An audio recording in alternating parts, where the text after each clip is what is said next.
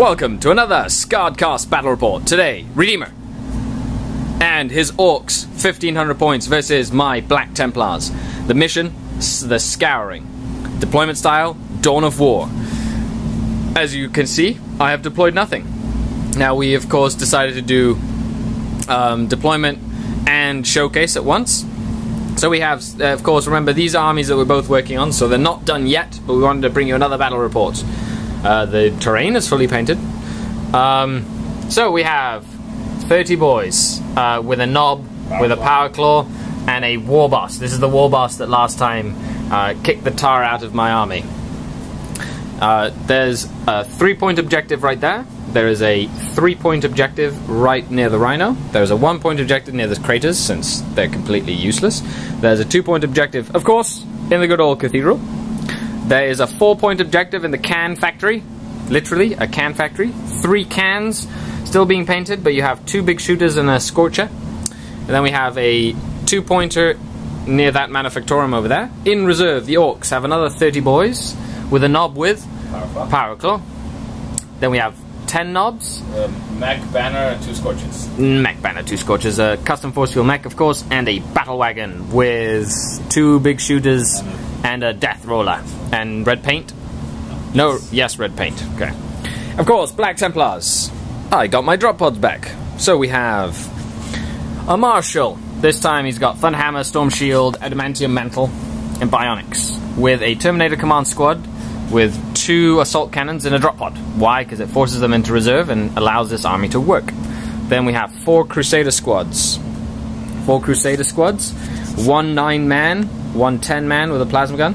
The 9-man has a flamer. 2 6-man with multi-meltars, and one of those has a plasma gun.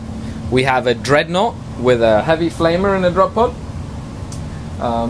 We also have a Forge World Deathwind drop pod as well. That's the one that has the white fins, which is going to come in and wreak some havoc, because I'm thinking of buying one.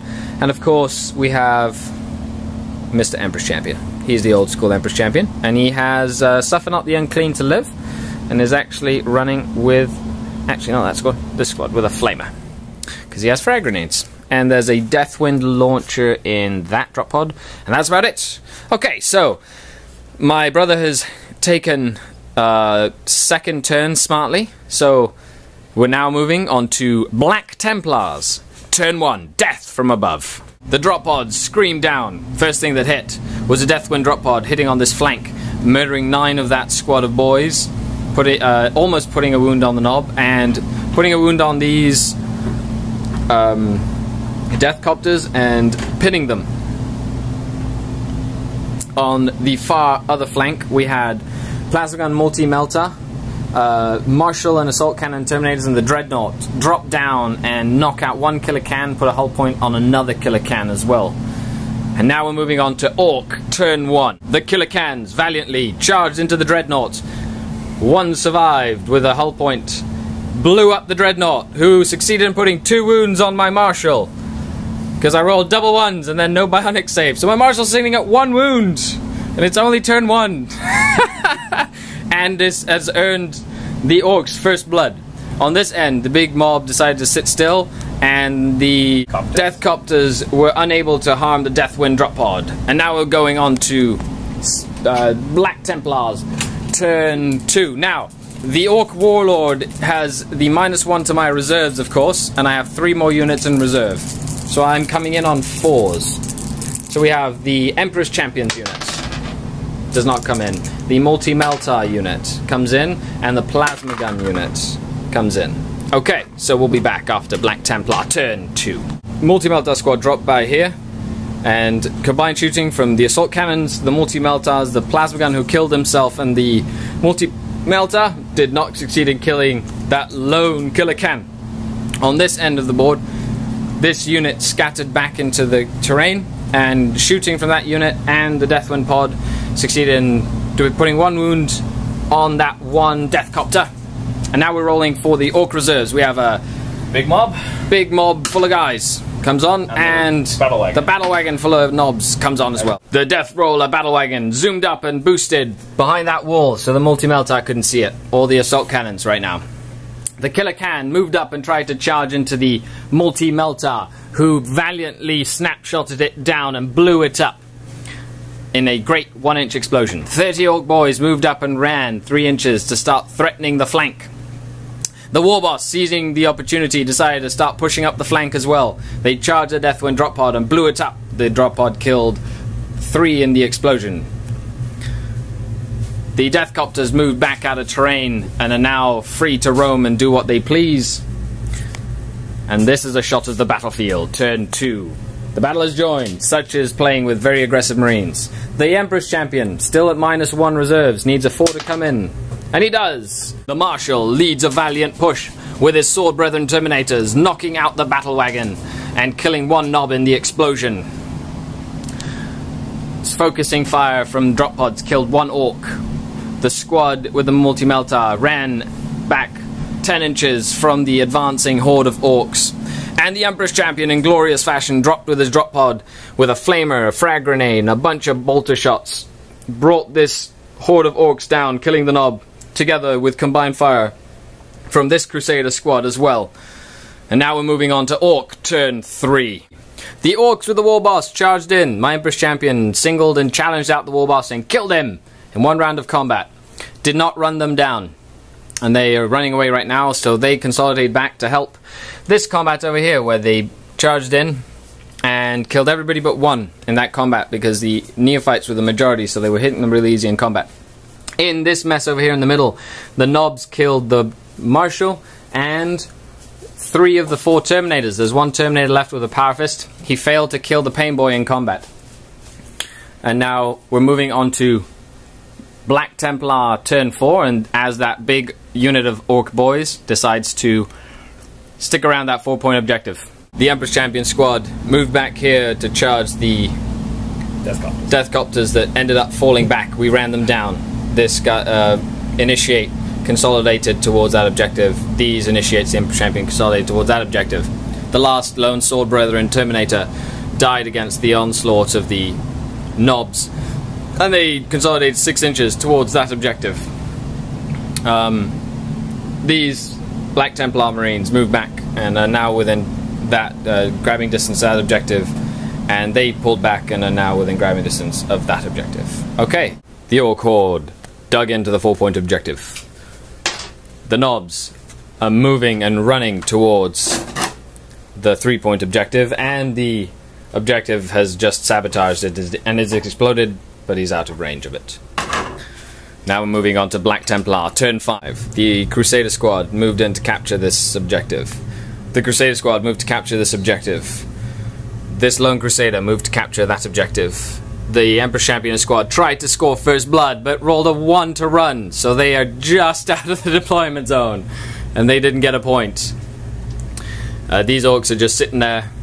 Those Orks are just sitting there, and the drop pods killed a few Orks from that unit, and I was able to put 1 wound on the Nobs. The Nobs moved up, shot at the Emperor Champion squad, didn't score any wounds, and tried to charge through cover. They needed a 7 through cover, and failed. The Orks just stayed on their objective. And now we're going to roll to see if it goes to turn 6. And it does! The Emperor Champion squad moved up, gloriously charged the Nobs, lost everybody but 1 initiate in the corner there, and the Empress Champion, they're holding the line against the Ork Horde, and they just kind of stayed put, shooting, saw a few more of the big Ork mob die, but they're not going anywhere. The Orks stayed on that objective, and in combat 1 Marine died. The Empress Champion took a wound but survived the flurry of attacks, and the objective didn't explode. On a 4+, there's another turn, and that's cocked. Drum roll, please. There is not another turn. It is over. Good game, sir. That was a nail-biter to the end. So, last minute comments. It was a good game. Awesome. So to do a count, we had Black Templars got Linebreaker. 2 points from over there. 1 point from over there. At 3 points from over there. So that's 7. Warlord. 8, and a fast attack 9. To the Orks, 4 points from over there. I'm luckily contesting this. First Blood, Warlord, to 6. So Yeah, 6. 6. So 9 to 6. It is a Black Templar victory, barely. If the Emperor's Champion would have died, it would have been a full swing in the Orks' favor. There's not much left on the board. Stay tuned for the Tactical Corner, and after that there will be a link over here for the previous video and a link over there if I ever have a next video. So stay tuned for that. I'm going to start doing that.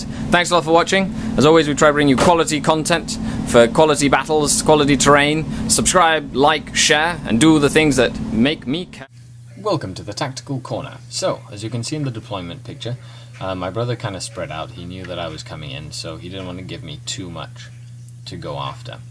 I decided to go after the killer cans as the biggest threat, and because they were next to the 4-point objective. Now, I did send the Deathwind pod to the other side, because it could deal with stuff. When the killer cans blew my Dreadnought up, and my Marshal took 2 wounds, it was hilarious, but disheartening at the same time. He's like a 200-point Marshal. At the same time, that lone killer can not dying again really felt like, at that point, I was going to start struggling. And then when his reserves did come on, and I got lucky enough to blow up that other killer can when it charged into me, that was good, but having those knobs in the center field was going to be annoying. Well, my Marshal and Terminators being able to run after the battle wagon, I needed to stop that battle wagon from going to where it needed to go. And then my Empress Champion and that squad dropping out and being able to focus on the War Boss's unit to bring it down to below Fearless was very good in helping me deal with it. Being able to blow up the battle wagon was a great thing, and I'm glad that happened. And then once again on this side of the board, that really decreased the threat from that unit. Of course, my one little unit didn't want to have to sacrifice it, so I pulled them back because I knew they were going to have to take the cathedral, and I didn't think he was going to risk moving those guys away from the 4-point objective. Those Death Copters were really nasty. They had a buzzsaw in there and killed a lot of Marines. And then, of course, in this combat over here, the Knobs just absolutely trashed my Terminators and the Marshal, because he only had 1 wound on him, so he wasn't able to do much damage. My Empress Champion single-handedly knocked out the War Boss, doing 3 hits, 3 wounds, and he failed 3 saves. So that was that. And that was a lot of wounds that I had to roll for one of my squads that they ended up dying. As you can see, I was starting to think towards objectives. Like, I had to stall him, but I also had to think about winning the game. My lone Terminator, he was brave enough to stay in the fight, although dying a turn sooner might have meant that I could deal with the Knobs a little better. Finishing off the Bikers was great because I was able to move that one lone guy to the objective while pushing my Empress Champion up, moving the central squad down into the craters. Even though it was 1 point, it is 1 point, and at the end of the day I really was going to need it for the game. The other little Crusader squad on the far left was moving into the cathedral, staying a good distance away from those 30 Orks. Now the Knobs decided to move into the ruined building, and that really was going to solidify his position on the ruined building, while the big mob solidified the position on the 4-point objective. When he failed his charge and I had failed to get Linebreaker and it went another turn, I knew that I was going to have to risk it all to win the game itself. So I decided to run up as close as I could and charge into the Knobs, even without grenades and everything. One guy in an Empress Champion survived the first round of combat. In the second round of combat, the Empress Champion survived by himself. This then meant that he had Linebreaker, and he contested the objective, giving me the win. Thanks a lot for tuning in to this corner.